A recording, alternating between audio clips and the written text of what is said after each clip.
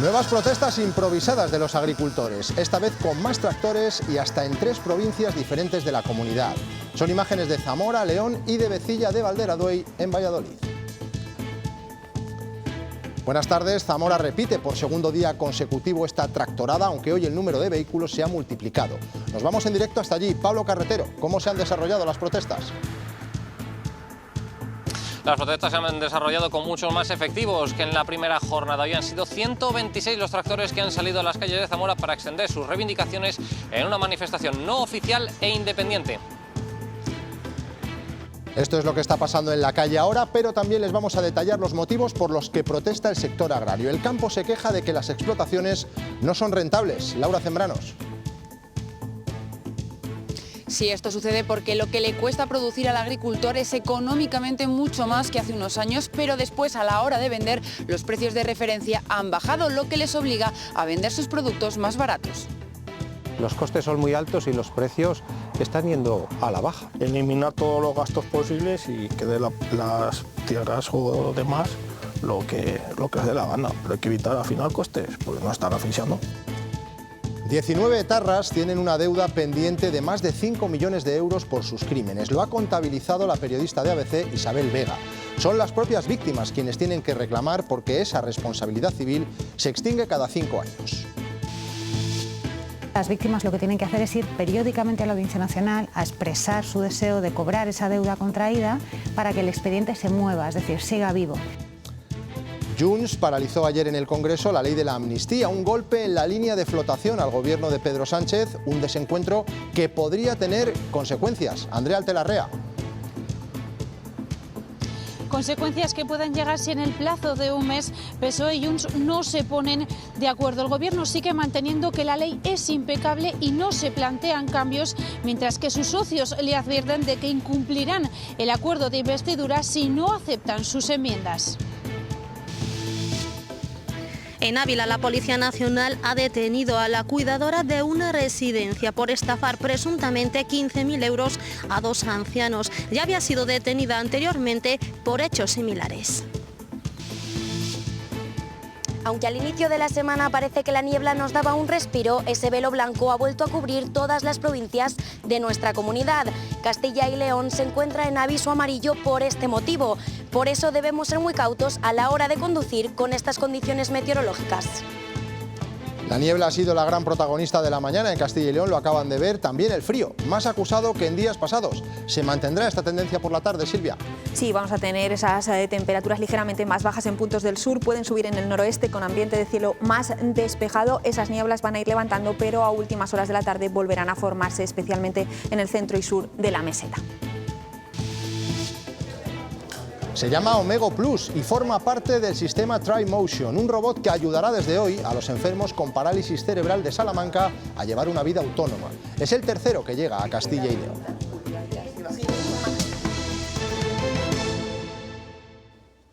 Por segundo día consecutivo, los tractores han vuelto a tomar diversos puntos de nuestra comunidad en una protesta espontánea de los agricultores. Recorremos las ciudades afectadas. La primera, Zamora, donde hoy el número de manifestantes se ha multiplicado respecto al día de ayer. Pablo. Esta mañana el descontento de los trabajadores del campo se ha vuelto a hacer palpable y con más fuerza que en el día de ayer. Hoy han sido 126 los tractores que han salido a la calle en esta manifestación no oficial e independiente. Sus reivindicaciones son muy diversas, van desde una PAC justa hasta unos precios que se correspondan con los costes de producción. Además, aseguran haber mirado el resto de Europa con todas las manifestaciones que se están sucediendo, aseguran que ellos no iban a ser menos. Su determinación en estos momentos es no parar de protestar hasta que su voz sea escuchada.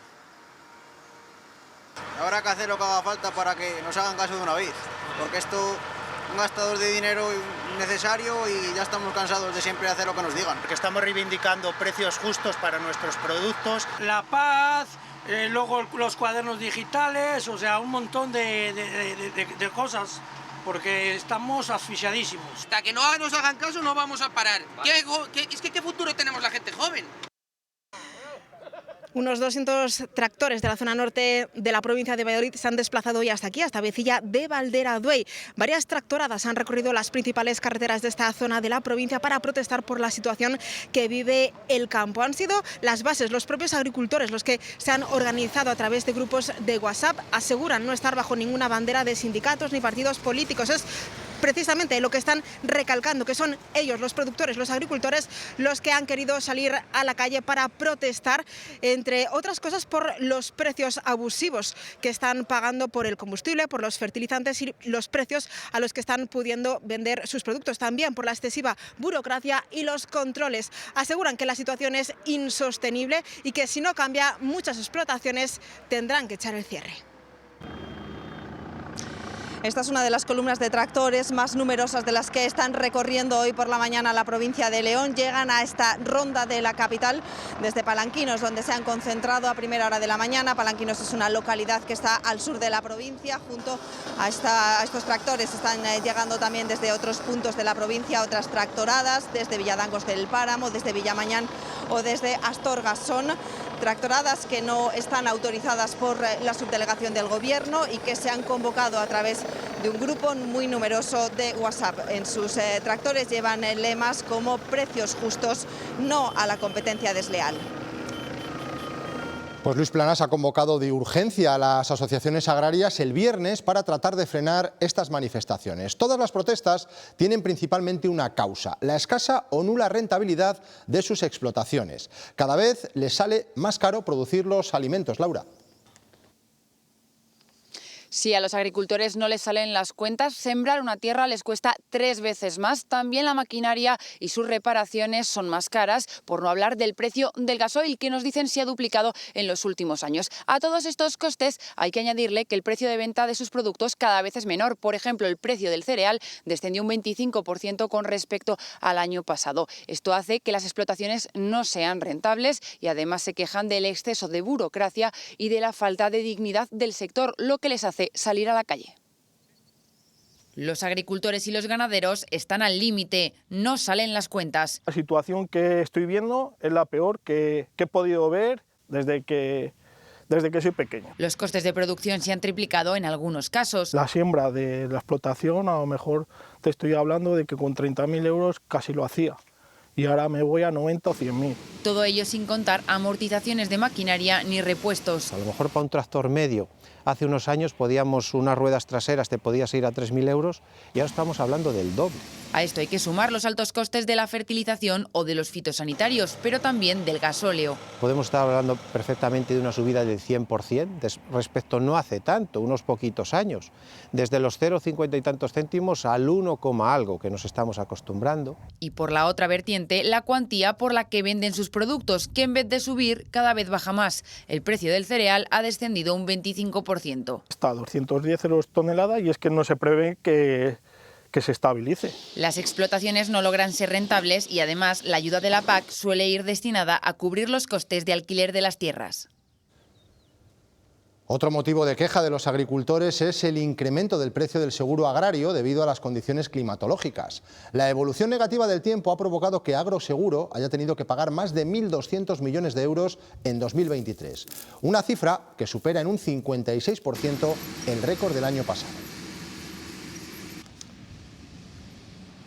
Y en Francia escala la tensión en las protestas. De esta manera los agricultores han bloqueado varias autopistas, pero también en Alemania hemos visto cómo cortaban los accesos a Múnich. La Comisión Europea intenta calmar los ánimos cediendo en una de las demandas. Se ofrece a derogar un año las normas de la PAC sobre el barbecho, y todo en la víspera de que una gran tractorada tome las calles de Bruselas. Las protestas de los agricultores franceses están ocasionando numerosos quebraderos de cabeza a las empresas de transporte. Mantener la comunicación con sus conductores es clave para informarles de qué carreteras están cortadas y buscar rutas alternativas. Luis Ángel Rozas. Las nuevas tecnologías se han convertido en una herramienta fundamental durante los últimos días para las empresas de logística. Gracias al GPS podían conocer en todo momento la ubicación de sus conductores por Francia e indicarles rutas alternativas para evitar los piquetes de los agricultores. Gracias a la aplicación Locatel, la empresa Tránsitos Fríos Burgaleses conoce en todo momento la ubicación de sus camiones y las incidencias de tráfico en Francia. Este camión ha sido desviado, no es su ruta habitual, ¿vale? Entonces yo ya le puedo avisar que cuando se acerque a Poitiers, pues que esté atento, o incluso que puede parar antes, hacer la pausa y luego arrancar de madrugada. Una información clave para evitar los piquetes de los agricultores, buscando rutas alternativas, aunque eso suponga alargar el recorrido. Los choferes tenían que hacer un desvío y hacer incluso hasta 200 kilómetros más. Y eso se traduce en horas de trabajo que les repercuten y no pueden llegar a tiempo. Son inconvenientes que les impiden cumplir los plazos de entrega, pero menos graves que toparse con un piquete que les registre el camión, como le sucedió a uno de sus conductores en París. La han parado y vino un chico y le preguntó si le podía abrir el camión. Estaban mirando a ver lo que llevaban los camiones españoles. Si lleva fruta, pues posiblemente estaría un poco preocupado. Nuevas herramientas informáticas para ver la evolución de un conflicto que ya se extiende por otros países europeos, como Bélgica, Polonia o España. Sobre las manifestaciones en nuestro país y sobre los piquetes que se están llevando a cabo en Francia ha hablado el consejero de Economía y Hacienda. Carriedo asegura que Castilla y León es una comunidad exportadora y que tiene buena presencia en los mercados europeos, por lo que anima a la libre circulación y a la flexibilización de la PAC. Animamos desde aquí a que, lógicamente, no se limite en modo alguno todo lo que es la libre circulación de mercancías dentro de la Unión Europea. Flexibilizar esas condiciones de funcionamiento de la PAC, porque nuestros agricultores son muy buenos, son muy eficaces, tienen productos de altísima calidad, están dispuestos a cumplir la normativa, pero que tenemos que ayudar para que esa normativa sea cumplible. Esta mañana la Fundación Anclaje se ha reunido en Ávila para hacer valoración y seguimiento del Plan Territorial de Fomento, junto a las partes implicadas.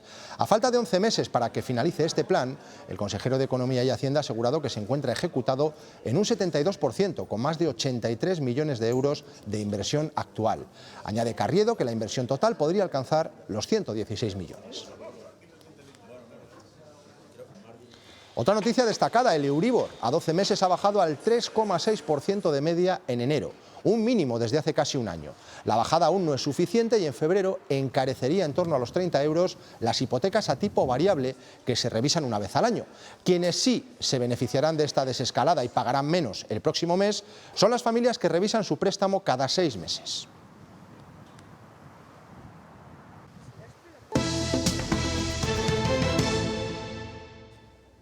Ocurrió en diciembre de 1995. ETA asesinó en León al comandante Luciano Cortizo con una bomba Lapa.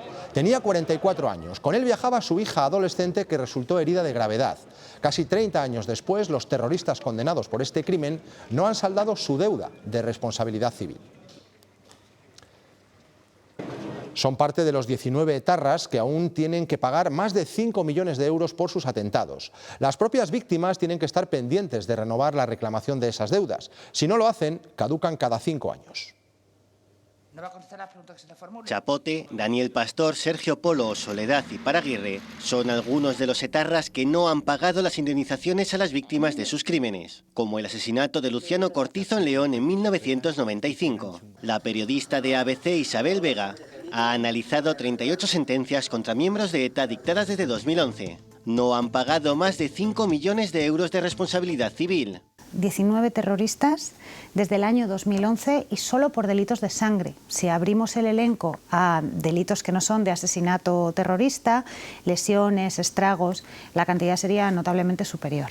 Una reforma legal de 2015 acortó la prescripción de la responsabilidad civil a 5 años. Si en ese plazo no se renueva la petición en la Audiencia Nacional, no se puede exigir el pago a los etarras. Caduca, entonces ya no es exigible, ni siquiera por la vía judicial. Normalmente los terroristas se declaran insolventes y sin bienes a su nombre que se puedan embargar. Las víctimas en cualquier caso no quedan en desamparo porque el Estado adelanta una parte de la indemnización, adelanta hasta $500.000. Pero es cierto que es una situación hiriente porque no hay reparación. Va a ser difícil, siempre difícil. Lo único que se tienen que poner todos los medios para que realmente se llegue a cobrar. La Asociación de Víctimas del Terrorismo y Dignidad y Justicia son las que están reiterando en la Audiencia Nacional la exigencia del pago para evitar que prescriba. Cuenta atrás para que PSOE y Junts lleguen a un acuerdo que saque adelante la ley de amnistía. 24 horas después del no de los de Puigdemont en el Congreso, mensajes de tranquilidad desde el Ejecutivo, aunque los independentistas siguen con sus advertencias. Andrea Altelerrea. Sí, el Gobierno sostiene que la investidura de Sánchez no corre peligro y que durará lo que el presidente quiera, mientras Junts recuerda al Ejecutivo que su apoyo dependerá de que se apruebe una ley de amnistía integral y de aplicación inmediata que incluya a todos los miembros de su partido. Por el contrario, el Partido Popular ve cada vez más cerca la caída del Gobierno de Sánchez y afirma que el PSOE no aceptó las nuevas enmiendas porque de haberlo hecho no habrían pasado el filtro europeo. Tacha además el nuevo texto de obsceno. El de ayer fue un no inesperado. No le puedo negar que nos sorprendió enormemente. Del que el Gobierno se enteró unas horas antes de la votación. Que tenemos que seguir trabajando. Aunque por ahora nadie en el Gobierno confirma si están abiertos a futuros cambios en el texto. No quiero valorar otras cosas. Solo dicen que la ley es impecable.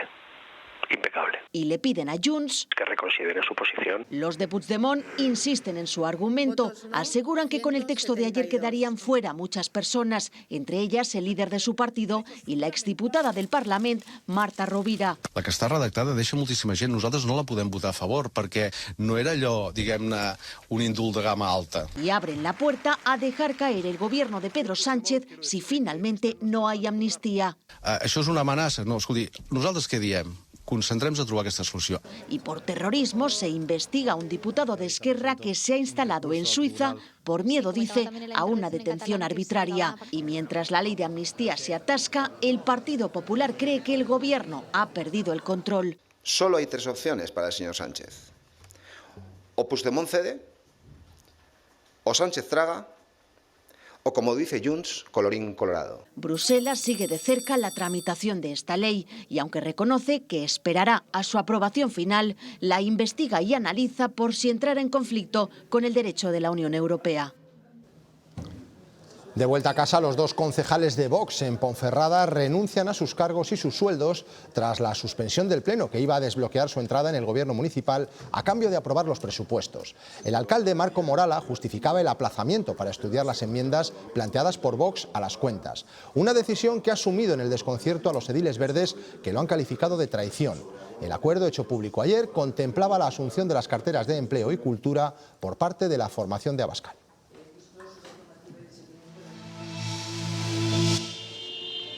Son imágenes del último ataque ruso contra civiles ucranianos. Ha sido con 20 drones contra la ciudad de Kharkov. Deja 3 heridos y daños en varios edificios. Mientras, la Unión Europea trata de desbloquear los fondos de ayuda a Ucrania que de momento veta Hungría. Hoy reunión informal en Bruselas de los ministros de Defensa para tratar ese conflicto.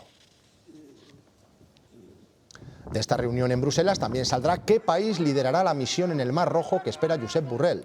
Empiece el 17 de febrero. Sobre el terreno, en Gaza continúan los ataques. Según Hamas, han muerto ya más de 27.000 palestinos desde el inicio del conflicto.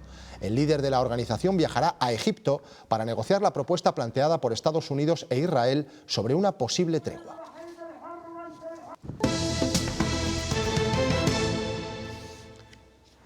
El autor del crimen del machete ocurrido en Aguilar de Campoo, Palencia, en 2021 ha sido condenado a 14 años y 11 meses de cárcel por asesinato. La Audiencia Provincial le considera autor del crimen de Oliver con los atenuantes de alteración psicológica derivada del consumo de drogas y arrebato. La sentencia recoge además una indemnización global de 150.000 euros para la familia de la víctima. El veredicto fue dictado por un jurado popular. Eso en Palencia. En Ávila, la Policía Nacional ha detenido a una mujer como presunta autora de una estafa a 2 ancianos. El montante asciende a 15.000 euros. Soraya García. La detenida trabajaba como cuidadora en esta residencia que se encuentra a mi espalda y en la que viven en su mayoría sacerdotes jubilados. La mujer se apropió de pertenencias de las personas que habitan en dicha residencia y de sus tarjetas de crédito, realizando cargos fraudulentos en diferentes establecimientos y comercios. La cantidad estafada asciende a 15.000 euros. Tras prestar declaración, la presunta autora ha pasado a disposición judicial. Es un trabajo bastante laborioso, hay que trabajar mucho también con el juzgado, en comunicación, y bueno, pero creo que ha sido exitosa y bueno, pues ha sido puesta a disposición judicial al final, que es lo más importante. Ya estuve detenida el año pasado, 2023, en verano, por un hecho similar, también con una persona mayor, la que cuidaba en el domicilio y a la que estafó un total de 11.500 euros. La Audiencia de Valladolid impone 2 años de prisión para un matrimonio que falsificó certificados COVID, aparentando que eran positivos, para evitar ser desahuciados de la vivienda en la que vivían. Ha sido una sentencia de conformidad y es firme, ya que ninguna de las partes piensa recurrir.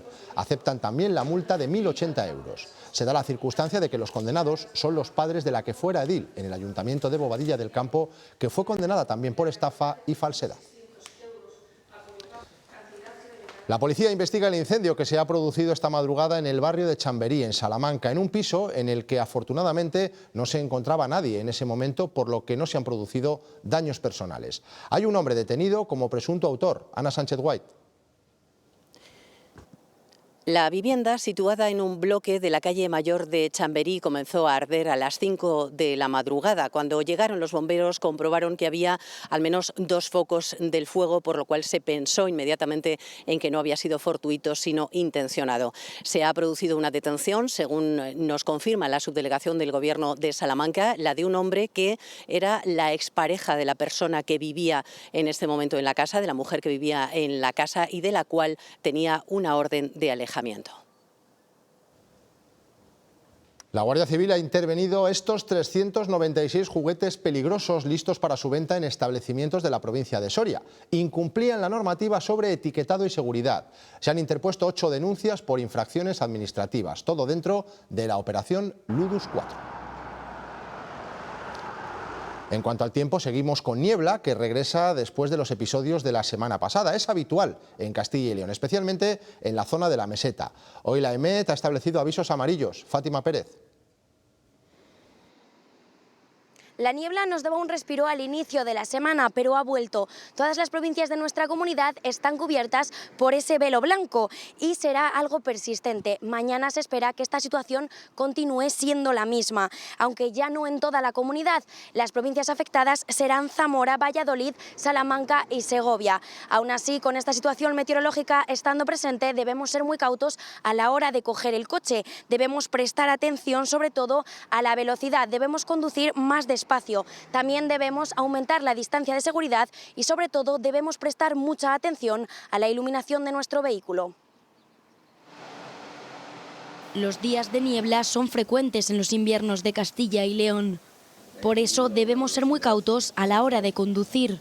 Primero, tenemos que disminuir la velocidad para frenar dentro de la zona que veamos y segundo, que tenemos que aumentar la distancia de seguridad. Aunque también tenemos que prestar mucha atención a la iluminación de nuestro vehículo y poner las luces antiniebla cuando sea necesario. Lo ponemos en condiciones que disminuya sensiblemente la visibilidad. Además, iría acompañado de la luz de posición y la luz de corto alcance. En la actualidad, los coches nuevos tienen mejor iluminación. Cuentan con luces LED. Tienes mejor visibilidad, te hace luz, abarca más distancia. Características que las luces antiguas, los halógenos, no tienen. Por eso se están empezando a sustituir por estas de diodo. Mucha gente viene a preguntar sobre los cambios de las lámparas halógenas a LED. Lo único que hay poca información. Hacer este cambio es complicado porque algunos modelos de luces no pasan la ITV, pero se espera que poco a poco el número de bombillas compatibles con la normativa actual crezca y así todo el que lo desee pueda tener en su coche luces mucho más eficientes.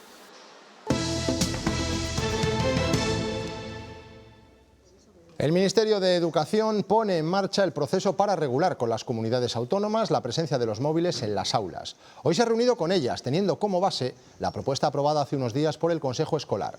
Hay comunidades como Castilla y León que ya venían aplicando esas medidas. De hecho, la propuesta del Consejo Escolar del Estado es lo que ya se está haciendo en nuestra comunidad desde hace 16 años de forma regulada. Llegan a clase y el teléfono pasa a modo off. A partir de las 8:30 hasta las 2:30 tiene absolutamente restringido el uso del móvil. Comedor y extraescolares también. Forma parte de las normas de centro. En secundaria no se permite el móvil, salvo para uso educativo. En primaria tampoco, excepto por cuestiones médicas o familiares. En bachillerato son los que durante el recreo, porque también salen del recinto del colegio, durante el recreo pueden hacer uso del teléfono móvil. Aún así, a veces se resisten a estar desconectados. El móvil les roba el 20% de la atención en clase. Chicos ya mayores, tercer y cuarto de la ESO, que ponen el dispositivo, lo meten en el estuche y desde ahí están viendo posibles vídeos, notificaciones, intentan un mensaje de uno a otro. Entonces eso son todo distracciones. Si les pillan, hay sanciones. Primero que suena el móvil, el profesor habla con él, le da un toque de atención, que vuelve así, el profesor retira el móvil, se comunica a la familia, pero siempre desde el diálogo con ellos para que ellos se den cuenta. No consiste en llegar y poner un castigo, sino que ellos se den cuenta de por qué lo han hecho mal y cuál es la incidencia negativa que pueden tener. Que los alumnos entiendan que eso es una herramienta, ¿no? Pero que no es el todo en su vida, ¿no? No se trata de prohibir por prohibir, sino de educar en el buen uso de los dispositivos digitales. Y las familias piden más formación para poder educar a sus hijos en el buen uso de los móviles y que se den alternativas en el recreo. Son las propuestas por la presidenta de la Confederación de AMPAs de Centros Públicos al Consejo Escolar del Estado, que en los próximos meses desarrollará el acuerdo alcanzado el pasado viernes. Los espacios de recreo, por ejemplo, deberían de tener otra serie de alternativas para poder hacer, en vez de utilizar los dispositivos móviles, pues eso, hacer campeonatos de baloncesto, de fútbol, de ajedrez, de cualquier deporte o de cualquier actividad que les haga que convivan y que no utilicen el móvil.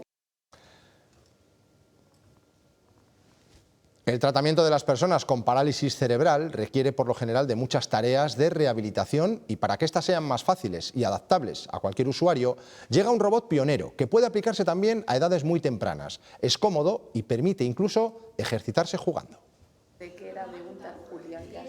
Solo hay 3 aparatos como este en Castilla y León, uno en Valladolid, otro en Segovia y el que acaba de instalarse en la sede de la Asociación de Parálisis Cerebral de Salamanca. Es un robot que permite una rehabilitación más rápida y cómoda. ¿Cuál es la función básica de este robot? Pues es conseguir la rehabilitación sobre todo de los miembros inferiores.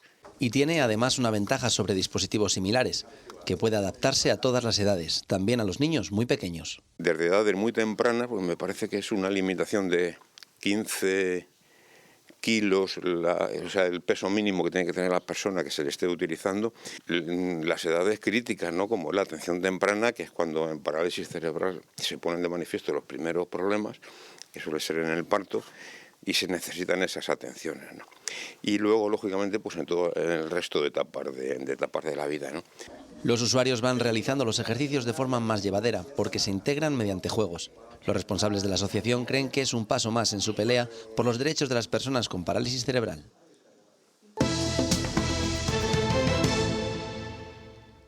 El consejero de Cultura ha visitado en Soria las obras de restauración de la ermita de San Saturio y la concatedral de San Pedro. Sobre la intención del ministro de Cultura de descolonizar los museos, Gonzalo Santonja considera que en la comunidad no hay nada que descolonizar y apunta a otras regiones.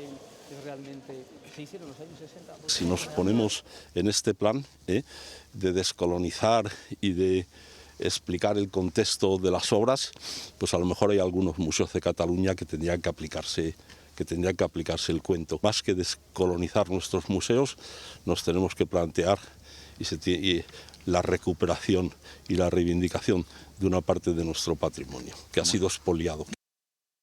Nos vamos ahora a Burgos. Ha resistido saqueos, expolios e incluso abandono. Sin embargo, está sucumbiendo al paso del tiempo.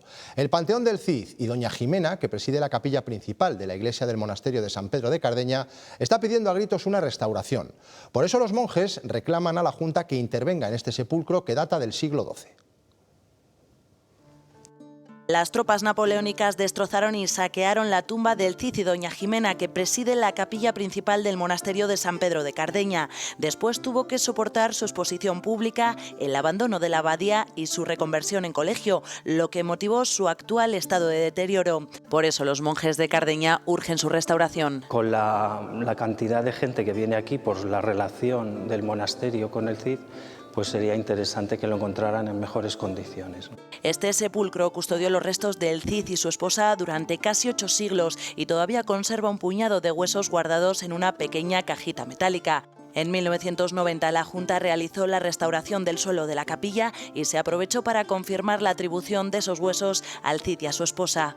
Quizá de todos los que hay por ahí sean los más verídicos. Entre las actuaciones más urgentes destacan la retirada de la verja que rodea el mausoleo y rebajar la altura para mejorar la visibilidad de las estatuas yacentes. También urgen intervenir en el claustro románico de los mártires. Es una piedra rojiza, ferruginosa, y se está deshaciendo a ojos vista. Además, las aguas cuando llueven pues caen por todas las piedras, en fin, está bastante mal. Antes de la pandemia, los monjes de Cardeña consiguieron el compromiso de patrimonio para realizar un plan director que ordene las intervenciones más urgentes, pero por el momento no han conseguido ni un solo euro.